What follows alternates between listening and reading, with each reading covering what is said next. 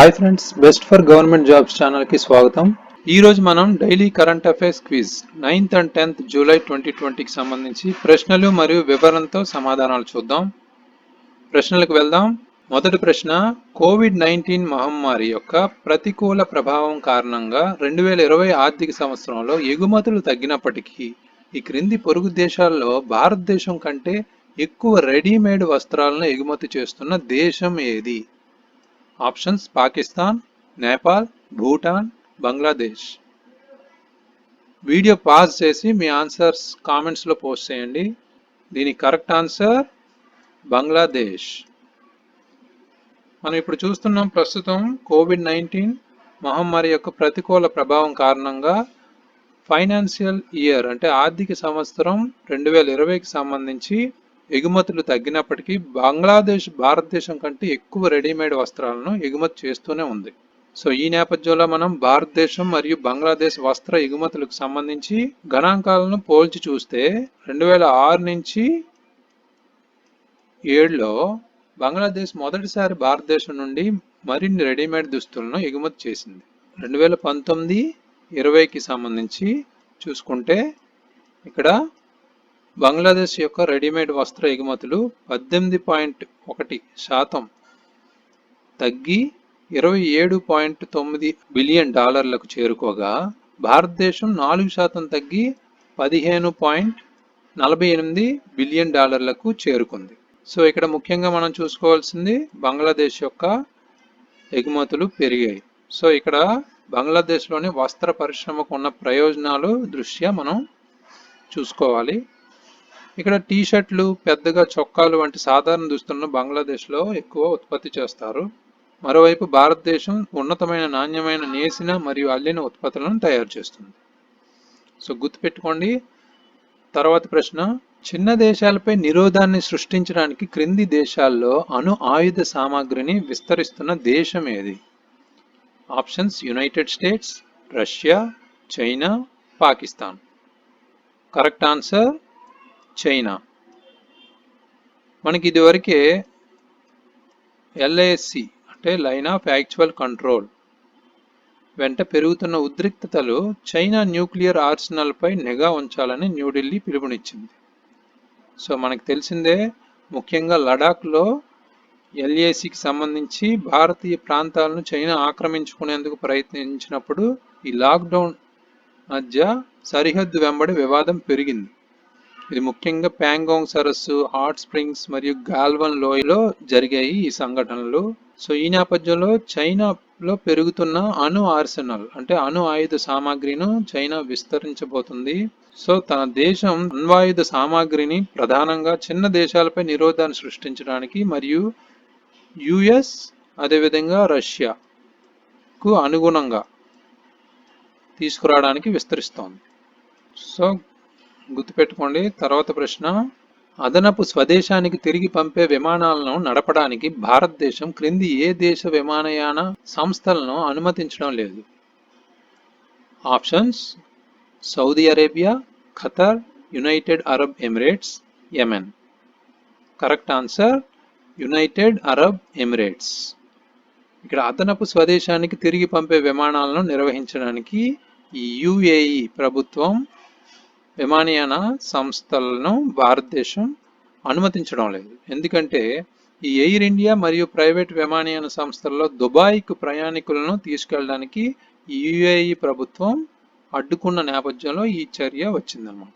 గుర్తుపెట్టుకోండి. తర్వాత ప్రశ్న, ప్రధానమంత్రి ఆవాస్ యోజన అర్బన్ క్రింద ఉప పథకంగా పట్టణ వలసదారులకు లేదా పేదలకు స్తోమత అద్దె హౌసింగ్ కాంప్లెక్స్ క్రింద ప్రారంభంలో ఎంతమంది లబ్ధిదారులు ఉంటారు? ఆప్షన్స్: 1 లక్ష, 2 లక్షలు, 3 లక్షలు, 4 లక్షలు. ఇలాంటి డేటా ఆధారిత ప్రశ్నలు ఎక్కువ అడుగుతుంటారు కన్ఫ్యూజ్ చేయడానికి. గుర్తుపెట్టుకోండి. దీనికి కరెక్ట్ ఆన్సర్ 3 లక్షలు.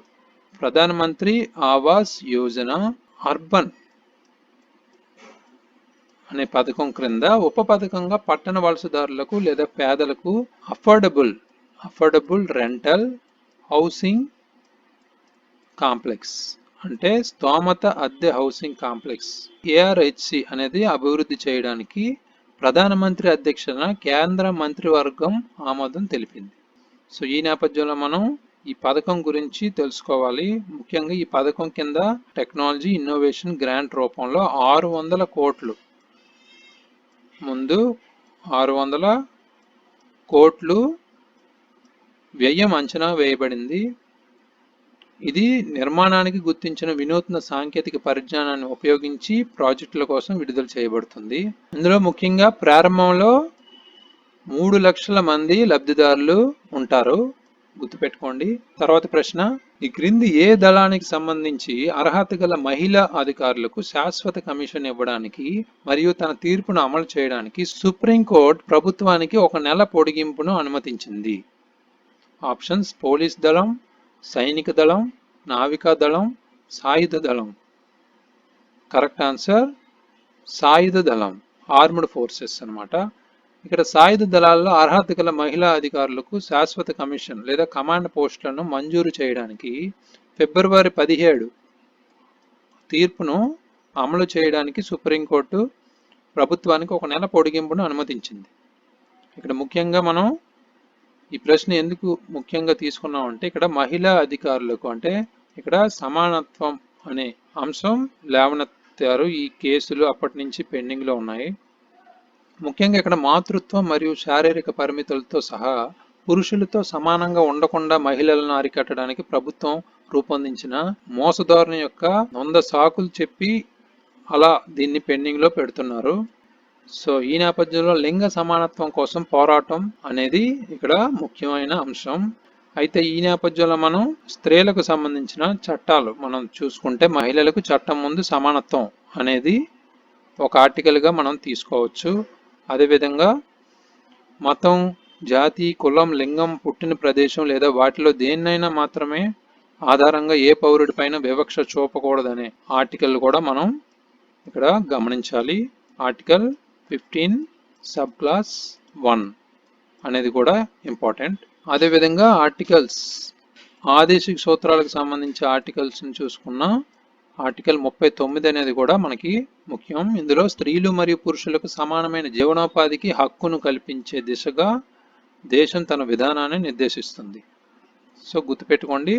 తర్వాత ప్రశ్న, ఈ క్రింది ప్యానెల్లో పెద్ద చెడు రుణాలను పరిష్కరించడానికి ఆస్తి నిర్వహణ సంస్థను ప్రతిపాదించింది ఏది? Options: Sunil Mehta panel, Abhijit Sen panel, Bimal Jalan panel, R V Gupta panel.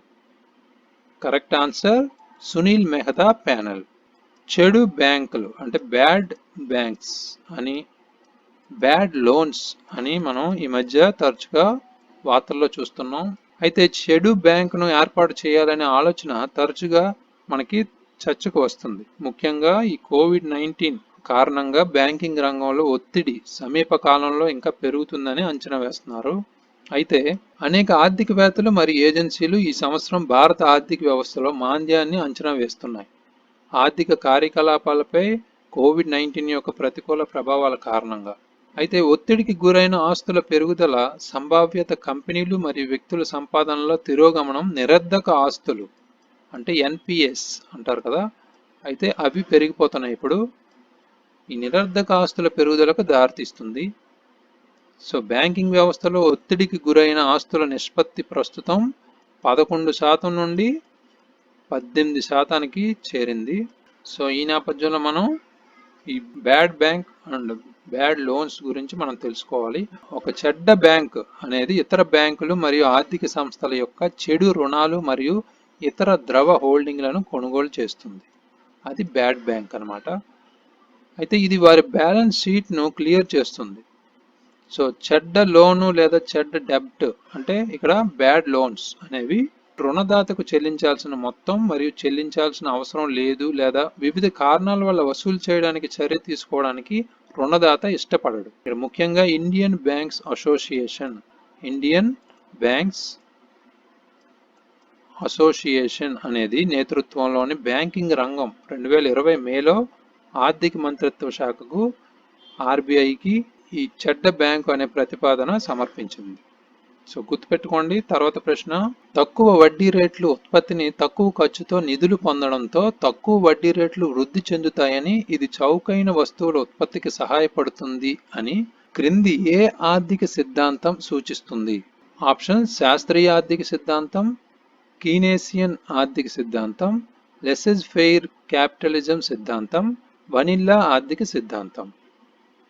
Correct answer vanilla ఆర్థిక సిద్ధాంతం. ఇలాంటి ప్రశ్నలు అప్పుడప్పుడు తరచుగా మనకి ఒకటో రెండో ప్రశ్నలు మనం చూస్తుంటాం. మనకి ఇలాంటి బ్యాక్గ్రౌండ్ ఓరియంటెడ్ మనం అప్పటికప్పుడు ఆన్సర్ చేయలేం. అప్పుడప్పుడు మనం వార్తల్లో చూస్తున్నప్పుడు ఇలాంటివి గమనిస్తే మనం ఈజీగా ఆన్సర్ చేయొచ్చు. భారతీయ ఆర్థిక వ్యవస్థ కోవిడ్ మహమ్మారి తర్వాత రేటు తగ్గింపులను చూస్తోంది. దీని కారణంగా సెక్యూరిటీలు ప్రజలకు ఆకర్షణీయంగా లేవు. ఉత్పత్తిదారులకు తక్కువ ఖర్చుతో నిధులు లభించడంతో తక్కువ వడ్డీ రేట్లు వృద్ధిని పెంచుతాయని వనిల్లా ఆర్థిక సిద్ధాంతం సూచిస్తుంది. ఇది ముఖ్యంగా చౌకైన వస్తువుల ఉత్పత్తికి సహాయపడుతుంది. సో అయినప్పటికీ ఇది అటువంటి పరిస్థితుల్లో రాబడిని తగ్గించే డిపాజిటర్ల అవసరాలను విస్మరిస్తుంది. సో ఈ నేపథ్యంలో మందగించే ఆర్థిక వ్యవస్థను పునరుద్ఘాటించడానికి ప్రభుత్వం ప్రధానంగా ఉద్దీపన ప్యాకేజీలు మరియు రేటు కోతలను ప్రకటించింది.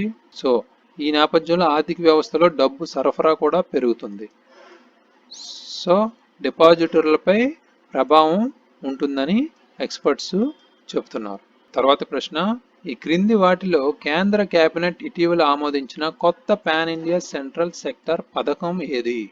Options micro food processing enterprises fund, జాతీయ చేపల రైతు నిధి, వ్యవసాయ మౌలిక సదుపాయాల నిధి, micro and small enterprises. Correct answer వ్యవసాయ మౌలిక సదుపాయాల నిధి. ప్రధానమంత్రి అధ్యక్షతన కేంద్ర మంత్రివర్గం ఇటీవలే కొత్త pan India central sector scheme, అదే అగ్రికల్చర్ ఇన్ఫ్రాస్ట్రక్చర్ ఫండ్ అంటే వ్యవసాయ మౌలిక సదుపాయాల నిధి అనేది అనుమతి ఇచ్చింది. సో ఈ పథకం కింద పంట కోత నిర్వహణ కోసం ఆచరణీయ ప్రాజెక్టులలో పెట్టుబడులు పెట్టడానికి మధ్యస్థ దీర్ఘకాలిక రుణ ఫైనాన్సింగ్ సదుపాయాన్ని అందిస్తుంది. భారత ప్రభుత్వం 1,00,000 కోట్లు బ్యాంకులు ఆర్థిక సంస్థలు రుణాలుగా అందిస్తాయి. గుర్తుపెట్టుకోండి, కొత్త స్కీమ్ కాబట్టి ఇంపార్టెంట్. తర్వాత ప్రశ్న, భారతదేశంలో భారత్ స్టేజ్ నిబంధనలుగా యూరో ఉద్గారాల నిబంధనలను ఏ సంవత్సరంలో ప్రవేశపెట్టారు? ఆప్షన్స్ 1991, 2000, 1999, 2001. Correct answer 2000. ఇక్కడ కొంత కన్ఫ్యూజ్ అవ్వచ్చు ఆప్షన్స్ చూస్తే మనం, ఎందుకంటే 1991లో మనం ఉద్గార నిబంధనలను మొదలుపెట్టాం మన భారతదేశంలో. కానీ 2000 నుంచి ఈ యూరో ఉద్గారాల నిబంధనలు భారత్ స్టేజ్ నిబంధనలుగా మనం పేరు మార్చుకుని మొదలు పెట్టాం అన్నమాట. అయితే ఇక్కడ federation of automobile dealers association అనేది భారత్ స్టేజ్ 4 అనే వాహనాలను ఇంకా అమ్మకాలను అనుమతించడాన్ని మించిందని సుప్రీంకోర్టు విమర్శించింది. సో ఈ నేపథ్యంలో మనం ఈ ప్రస్తుతం ఉన్న ఈ BS4 అనేవి మనం తెలుసుకోవాలి. అదేవిధంగా అప్గ్రేడ్ అవుతున్న BS6 అనే వాటి గురించి కూడా మనకు తెలుసు కదా. BS4 ప్లేస్లో BS6 వాహనాలను అప్డేట్ చేస్తున్నారు. ముఖ్యంగా ఇక్కడ BS6కి BS4కి మనం తేడాలేంటో తెలుసుకోవాలి. ఇక్కడ BS6లో తక్కువ సల్ఫర్ ఇంధనం మరియు BS4తో పోలిస్తే 80% సల్ఫర్ కంటెంట్ అనేది తగ్గుతుందని అంచనా అన్నమాట. సో గుర్తుపెట్టుకోండి. తర్వాత ప్రశ్న, బీహార్ ఎన్నికల సమయంలో పోస్టల్ బ్యాలెట్లను ఉపయోగించి ఎన్ని సంవత్సరాల వయస్సు గల వారిని ఓటు వేయడానికి అనుమతిస్తామని ఎన్నికల కమిషన్ ఇటీవల ప్రకటించింది? ఆప్షన్స్ 50 సంవత్సరాలు, 55 సంవత్సరాలు, 60 సంవత్సరాలు, 65 సంవత్సరాలు. కరెక్ట్ ఆన్సర్ 65 సంవత్సరాలు.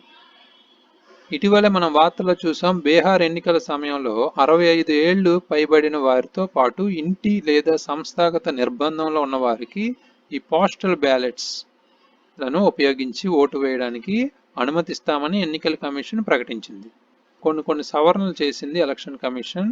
దాంట్లో భాగంగా ఎన్నికలకు హాజరు కాని ఓటరు, అదేవిధంగా వైకల్యం ఉన్న వ్యక్తి దాంతోపాటు సీనియర్ సిటిజన్ అంటే హాజరు కాని ఓటర్ల తరగతికి చెందిన ఓటరు మరియు అదేవిధంగా 80 ఏళ్ళు పైబడిన వారు, దాంతోపాటు 60 ఏళ్ళు పైబడిన సీనియర్ సిటిజన్లు మరియు కోవిడ్కు పాజిటివ్ వచ్చిన వాళ్ళు కూడా ఈ పోస్టల్ బ్యాలెట్స్ యూజ్ చేసుకోవచ్చు అనమాట.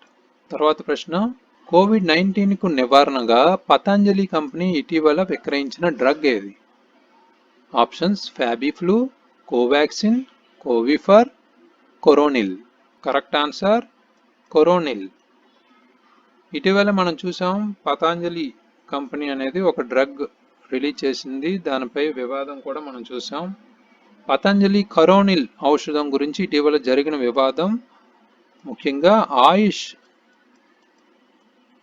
మంత్రిత్వ శాఖ అనేది మనకి ఉంది కదండి. ఆయుష్ అంటే ఆయుర్వేదం, యోగా అండ్ ప్రకృతి వైద్యం, అదేవిధంగా యు అంటే యునాని, ఎస్ అంటే సిద్ధ, హెచ్ అంటే హోమియోపతి. ఈ ఆయుష్ మంత్రిత్వ శాఖ యొక్క నియంత్రణ నమూనాపై కొన్ని ప్రశ్నలు లేవనెత్తారు. ముందుగా ఈ పతంజలి కంపెనీ అనేది ఈ డ్రగ్ ని మొదట కోవిడ్-19కు నివారణగా విక్రయించారు. కానీ తర్వాత ఏం జరిగింది, కొంతమంది నిపుణుల నుండి ఎదురు దెబ్బ తగిలిన తర్వాత వీళ్ళు ఏం చేశారంటే కోవిడ్-19కు వ్యతిరేకంగా రోగ నిరోధక శక్తి అంటే ఇమ్యూనిటీ బూస్టర్గా పనిచేస్తుందని మార్చారనమాట. సో ఈ నేపథ్యంలో మనం ఈ ప్రశ్న తీసుకున్నాం. ఆయుష్ గురించి కూడా మనం బ్యాక్గ్రౌండ్ తెలుసుకోవాలి. తర్వాత ప్రశ్న, నేషనల్ మిషన్ ఫర్ మాన్యుస్క్రిప్ట్స్ కింద ప్రచురించబడిన మంగోలియన్ కంజూర్ మాన్యుస్క్రిప్ట్స్ యొక్క మొదటి సెట్ ఇటీవల గురు పౌర్ణమి సందర్భంగా ఎవరికి సమర్పించబడ్డాయి? ఆప్షన్స్ సాంస్కృతిక మంత్రిత్వ శాఖ, భారత ఉపరాష్ట్రపతి, భారత ప్రధాని, భారత రాష్ట్రపతి. కరెక్ట్ ఆన్సర్ భారత రాష్ట్రపతి. ఇది ముఖ్యంగా కరెంట్ అఫైర్స్ నుంచి రూపొందించబడింది. నేషనల్ మిషన్ ఫర్ మాన్యుస్క్రిప్ట్స్ అనేది NMM, national mission for manuscripts కింద మంగోలియన్ కంజూర్ యొక్క 108 సంపుటాలను తిరిగి ముద్రించే ప్రాజెక్టును సాంస్కృతిక మంత్రిత్వ శాఖ ఇటీవల ప్రారంభించింది. అయితే ఇందులో మొదటి 5 సెట్లు ఇటీవలే మన రాష్ట్రపతికి ఈ గురు పూర్ణిమ సందర్భంగా అంటే జూలై 4న మనం జరుపుకున్నాం. దీన్నే ధర్మచక్ర దినం కింద జరుపుకున్నాం మనం. సో జూలై 4న భారత రాష్ట్రపతికి సమర్పించబడ్డాయి. అయితే ఈ మంగోలియన్ కంజూర్ యొక్క మొత్తం 108 సంపుటాలు మాత్రం మనం 2022 నాటికి ప్రచురించబడతాయని భావిస్తున్నారు. అయితే ఈ నేపథ్యంలో మనం నేషనల్ మిషన్ ఫర్ మాన్యుస్క్రిప్ట్స్ అనేది బ్యాక్గ్రౌండ్ తెలుసుకోవాలి. పర్యాటక మరియు సాంస్కృతిక మంత్రిత్వ శాఖ ఆధ్వర్యంలో భారత ప్రభుత్వం ఈ నేషనల్ మిషన్ ఫర్ మాన్యుస్క్రిప్ట్స్ అనేది 2003లో మాన్యుస్క్రిప్ట్స్ అనే వాటి కోసం ఇది ప్రారంభించింది. గుర్తుపెట్టుకోండి, ఈ ప్రశ్నలన్నీ చాలా ఇంపార్టెంట్, రివైజ్ చేసుకోండి ఎప్పటికప్పుడు. All the best. Thanks for watching. Please subscribe the channel.